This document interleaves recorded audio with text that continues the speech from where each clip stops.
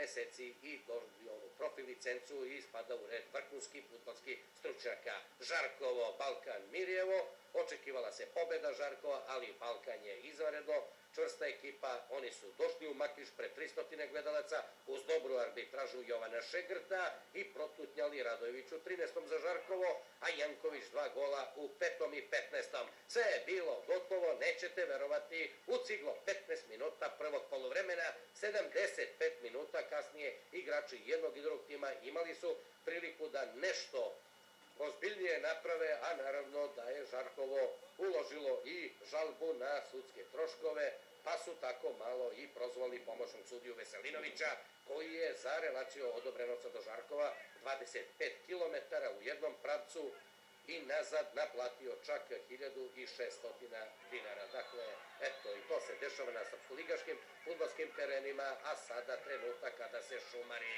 izmjerjava i tekako raduju.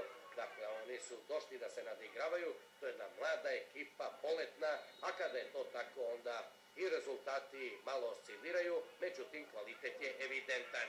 Žarkovo je poravnalo rezultat posle ove neuspele ofsajd pozicije, a vidjet ćete u 15. minutu Janković je uspeo da ponovo dovede u prednost ekipu Balkana i do kraja ove utakmice da se skoro ništa značajnije ne dogodi. Ovde sudija pokazao Šegrt da je bilo prekršaja na 16 metara i vidjet ćete, bune se ovde malo igrači Balkana, očekivali su prednost pa i onaj gol, međutim pre toga je Jovan Šegrt svirao i šta se sada desilo da vidimo u ovim trenucima.